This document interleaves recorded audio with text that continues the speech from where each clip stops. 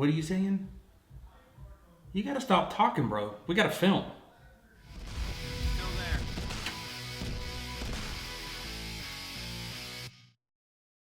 Welcome to the channel, guys. Welcome to the Hair Experience. I'm Curtis, your guide to get luxurious, banging, popping, twerking, exotic hair back on your head.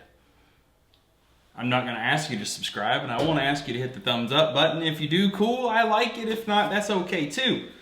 I kind of saw that in a video, and I liked the way the guy approached that. HairByMHE.com's got all your hair products, styling products, the white bond, the clear bond.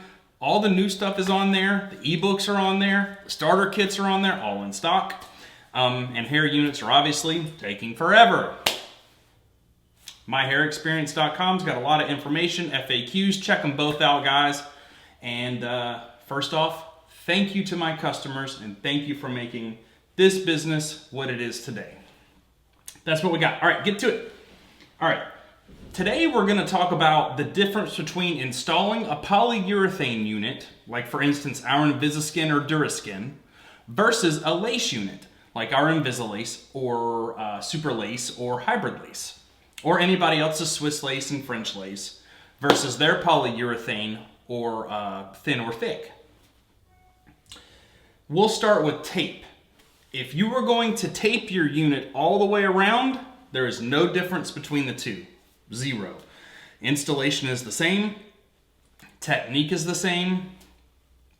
Cleanup's different, but we're not talking about cleanup. We're talking about installation. Yeah, pretty much generically all the same. Obviously, cleanup needs to be a little carefuler on a... Is carefuler a word? More careful? Carefulist? You should be careful. You should be careful with the thin skin polyurethane unit just so you don't rip it. Okay. Moving on to bonds. Here's where your difference comes in. Okay, so we've got Josh, my homie from back in the day, here. All right, so what I want to show you guys, and there's really no purpose of me having him here other than this. He eats a lot too, and he talks a lot of smack. Anyways, so with a polyurethane product, like this is an Invisiskin product, what you're looking for the bond to do is one thing. And one thing only, adhesion.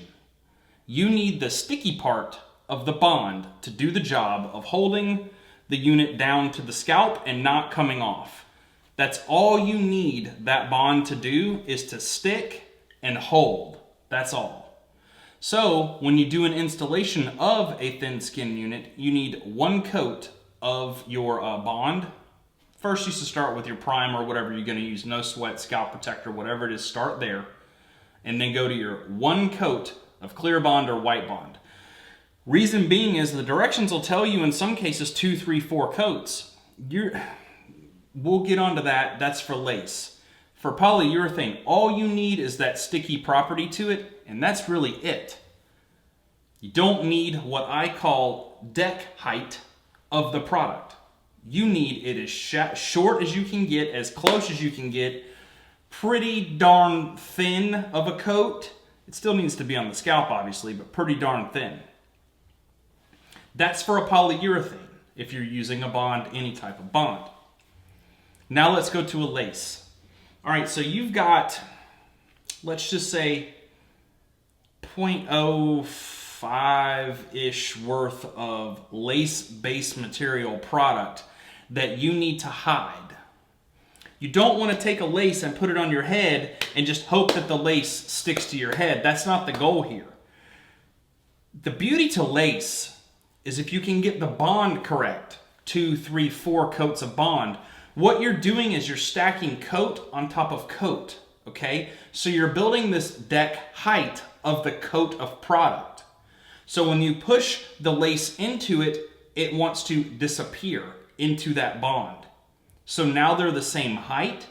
Now the lace disappears and it gives that illusion of that hair growing directly out of your head because the lace has now disappeared because of it. I did a video in the past where I actually showed lace disappearing into my skin after doing the bond. So that's what's critical. And there is no way to exactly describe the perfect amount of coats because everyone's installation of the product is different. We're talking nanometers of thickness of this product, or wouldn't be a nanometer. It would be, I don't know, whatever the zero after point is, that number past that. Somebody correct me in the comments. I don't know my math very well, okay? I do hair. So the whole goal is to build that layer up to the point to where that lace is going to go and just disappear. That's the goal you're looking for. You don't want it over it and you don't want it under it. As the glue wears out, it's going to diminish, and it typically starts diminishing at that front line and working its way back as you wash your head in the shower and things like that. It works its way back. That's why you see those little edges of lace material on the front like that are kind of sticking out there, doing this little tickler thing out there that you don't want. That's why. And also another reason for that to happen is because usually towards that front edge, we always go the lightest.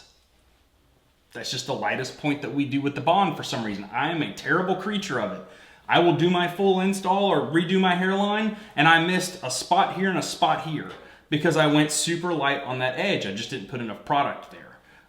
So that's what I got to help this make sense. The difference between installing a poly and installing a lace. One coat on your bonds on polyurethane, your tape is all the same between either.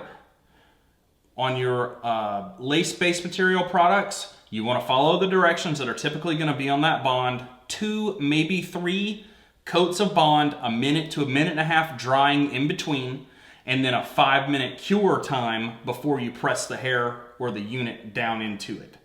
I hope that makes sense.